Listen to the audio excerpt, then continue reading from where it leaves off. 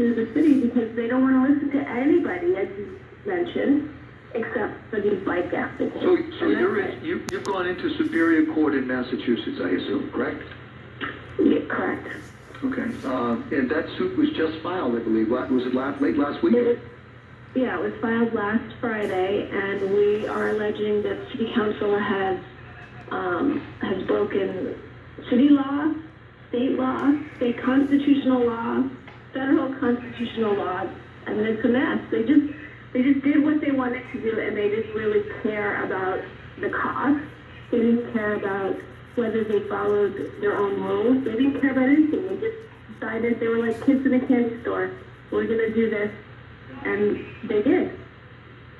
All right, Joan, thank you for your call. And I'm sure that Lee appreciates your support. There needs to be a revolution in Cambridge. I'm telling you. Or Cambridge is going to end up in much worse shape than it is. You got to get. Hey, Dad, can I just give I give the so it's Cambridge Streets for All, and it's cambridgeforall.org. Oh yeah, we'll give that 2 or 3 times. So it's Cambridge that's your website, and people could all one word Cambridge for yeah, All. our name is Cambridge Streets for All, but our website address is Cambridge for all, FOR, all.org. Perfect. Okay. No, that'll not be the last time you give that website. Trust me. Hopefully some people in Cambridge will decide to join you as a result. Joan in Cambridge, thank you for your call. I got to move on to news. Okay. Thanks, Joan. Appreciate it. Okay. Good night. Please stay right there. We got more phone calls. If you'd like to join the conversation, I think you know the number, 617-254-1030 or 617-931-1030. Back on Nightside with my guest, Lee Jenkins. She is the owner of a local bakery that has been there for 11 years, just in Porter Square, Violette Bakery. It sounds great, and you've heard Lee and the problems that she and other business people in Cambridge are facing. I'd like to try to help them. Coming back on Nightside after this. Nightside. Ed, U.S. Open is in town, and as the weather warms up, some of us, including me, sometimes, I guess including you struggle to open an old window. Well, if you have any old windows and you're struggling to open them, call my great friends Eric and Renee Peabody at Window World to save on your energy costs with everyday affordable prices. My windows are actually really easy to open, really easy to close, and they close tightly. They do not let air conditioning go out in the summer. They do not let cold air come in the winter. Window World did an amazing job installing new windows in my home. About, gotta be 12 years now, or even maybe 13 years in my home, and those windows still look as good today. They look great, as a matter of fact. They look as good today as the day they were installed. Here's the number, 781-222-3446. You can schedule an in-person or an online appointment, and right now you get a house full of windows installed for $99 per month with no money down. Just think of the energy cost you'll be saving. Need a new roof? Well, Window World has you covered there for only $179 a month. Or how about getting a whole house with beautiful siding for as little as $249 per month, all with zero down? Interest-free financing options are available, so if home improvements on your to-do list, visit Window World's design showrooms in Woburn, Pembroke, Shrewsbury, and Hyannis, or call Eric and his team for a free consultation at 781-222-3446. That's 781-222-3446. Online at windowworldofboston.com. Window World, the official replacement windows of the Boston Red Sox and the Worcester Red Sox. I'm a very happy customer. You will be too. Check out the best. Go ahead, check out all the rest of the windows that are out there. You will always come back to the best, which is, of course, Window World. You're on Nightside with Dan Ray on WBZ, Boston's News Radio. My guest is Lee Jenkins. She's the owner of a bakery, the Violette Bakery in Porter Square in Cambridge, and she and a lot of the other small businesses in Cambridge have now been bedeviled by the installation of bike lanes and the removal of parking meters, which means their businesses could be in big trouble. We're going to continue with our conversation. By the way, the group that my guest, Lee Jenkins, is the board chair of is Cambridge Streets for All. If you live in Cambridge and you'd like to find more out find out more about this group, just go CambridgeForAll.org. Pretty easy to find. All one word, Cambridge, FOR.org. Back we go. Let's go to Cindy in Cambridge. Cindy, appreciate your call. You're next up with Lee Jenkins. Go right ahead, Cindy. Hi there, how are you tonight? So I'm up in North Cambridge at Southfields. We were one of the first blocks to be implemented with this, and honestly, like it's been a lot for us. We were actually used as guinea pigs because the city just slapped this quick build lane in for us, and they forgot to give us parking. They literally did not give us one spot, and a city employee just basically told me they actually forgot. So now they were backpedaling, trying to find spots. But Dan, 75% of my customers were like a destination barbershop. It's small. There's nothing else up there. Nobody's riding around their bikes. No one's walking the streets up there. The 75% of my customers are there, and 75% of them, and I take data. I have every single person they got there, and I have months and months and months worth of that. And out of 75%, only 30% are Cambridge residents. So like, if you weren't from Cambridge, I couldn't service you unless you took a bus or walked from Arlington, where they told us. But I really wanted to call in is because nowhere have I ever said, or for the barbershop, or I'd say for most of the businesses, that we don't want safe bike lanes. But in all honesty, I'm like really getting tired of being attacked and trashed and ridiculed and everything, because just because we want parking doesn't mean that we don't want bike lanes, but we want to say in how it's all done, because I think everybody should be at the table. Things should be done together as a city, where everybody, these city councilors represent everybody, not just one mode of transportation. The bus lanes sit empty all day long, and the traffic backs up, and nobody even wants to drive to us anymore, even if there were a parking spot, because it takes 45 minutes sometimes to go from Porter Square to North Cambridge, which is usually about a 7-minute drive. And I'm just, we're just baffled how they could just continue. They don't come back and help us, but they're just continuing on and just, digging up more and just adding more down further down Mount Road. They're responding clearly to one constituency. That constituency might be very effective, but they don't particularly care about your business. How much has your business suffered? You've been dealing with this problem for how long now, Cindy? Well, we barely made it out of COVID, but we were really grateful because lots of businesses didn't. So we were so excited that people were coming back. And then we were originally down about 70%. I'd say we're down about 40-50%, but we're holding steady at that. No, they're just not coming back because people are frustrated. Every time we spend the entire day answering the phone, trying to tell people where to park, I leave haircuts in the middle of it, run out, and tell people don't park there because there's one handicap spot out front. That used to be a spot, and people just, it's just nothing signage. There's so much signage and not enough good signage. Yeah. And it confuses people, and people just keep driving. They don't know where to go. Lee, they just keep driving. I want to get Lee to respond. Lee, this could be your future. No, it is your future. I hate to say it. And the thing that, reality is it's already starting. But the thing that Cindy mentioned also is these cyclists are vicious. And first of all, I want to say we have cyclists in Cambridge Streets for All. We have people who mostly or only ride bikes that are opposed to these protected bike lanes. They say they're idiotic, they're not safe, whatever. But these cyclists for businesses, they go on to Google or to Yelp and they give you 1-star reviews. They've written things like, this only needs psychiatric care.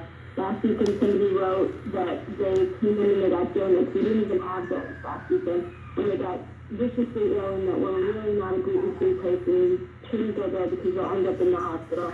They write all kinds of scandalous things, bringing down all businesses' reviews. We know several businesses who had to go quiet. They had to just they had to withdraw from fighting because the cyclists were attacking them.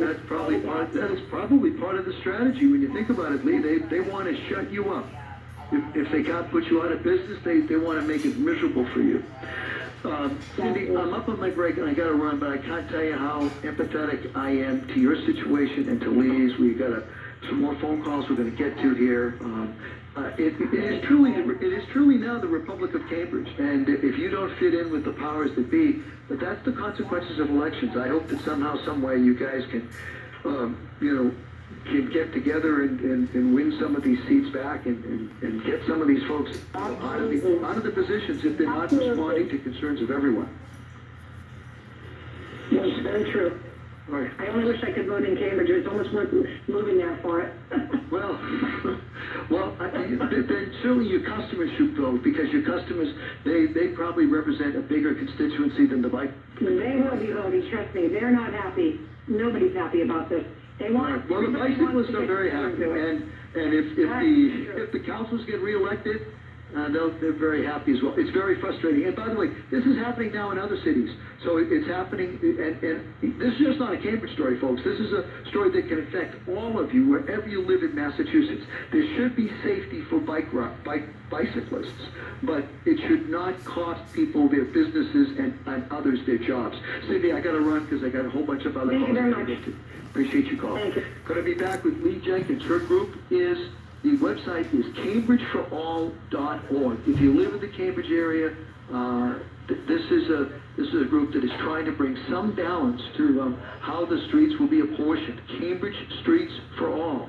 They are not anti-bike in any stretch of the imagination, but they do want to be able to continue and function their business. And those of you who are listening tonight, if you get a chance tomorrow, stop in at the Violette Bakery and say hi to Lee Jenkins. We'll be back for a concluding segment right after this break on Nightside. In Cambridge, hey Maria, welcome. Next on Nightside, we have all callers from Cambridge. You're on with Lee Jenkins. Go right ahead. Hi Dan. So I'm new to Cambridge. I've been living here since January of 2021. Okay. We sold our house in Winchester and we're just renting now. And we love Cambridge, but I am very disappointed about what I just heard. I cannot believe the city politics are that way. Also, it's gotten ridiculous as far as the biking lanes. I completely agree with that bakery owner, and I feel really bad. Yeah, Lee's right on the phone with us right now, so feel free to have a conversation with her. Go right ahead. Yeah, I will. Well, I got I wrote down the website, and I will definitely support it. I am actually nervous driving to Cambridge just because, to me, I think I'm all for bike riders, I'm all for that, but I think sometimes too they don't respect the drivers. And I'm actually nervous driving. But I also think the city needs to realize that all these small business owners, whether Cambridge or whatever, lost so much business during the pandemic. So we need to support them. Well, I agree with you, and certainly if the city makes it difficult for people to support, we all have our favorite stores we like to go to, and it's even more difficult now with gas prices. But it just seems to me it's like it's a house of horrors that Joan, Cindy, and Lee have described. To try to run a business in Cambridge. And I hope if you're within walking distance of the Violette Bakery, you might walk in at some point and say hello to Lee for us. I can walk. It's a little bit of a walk, but I will definitely walk. And I also wanted to say, too, I think someone mentioned about, I don't know, my daughter lives in Arlington, and all of a sudden, 6 months ago, my husband and I were driving, and we noticed now there's the bus lane. That bus lane is always empty, so it backs up all the traffic. It's taking us 3 times as long to get from Cambridge to Arlington, which should really be, she's in East Arlington, a 9-minute ride. Yeah. Well, I think it's important to point out that there's hardly any bike riders. I went at 8 o'clock this morning, I drove up to Pemberton, which is on Mass Ave, with all small cars going both ways, and I counted 2 cyclists all together from going and coming. And we all fall and winter, we took photos of the street to show that there were no cyclists. All day long, there are no cyclists. Even during rush hour, there's no cyclists. So we're not talking about a bicycle freeway here. We're talking about actually the census says that 6% of Cambridge residents cycle to work. So 6% is what we're talking about, people that cycle to work. Then there are a lot of cyclists just want to use Cambridge as a freeway. They might live in Arlington or Sure. wherever, and then they're going to work in Boston, and they just want to be able to fly down Mass Ave at their convenience to get to work on time. Right, I agree. So And the other part, no, I just want to say, fine.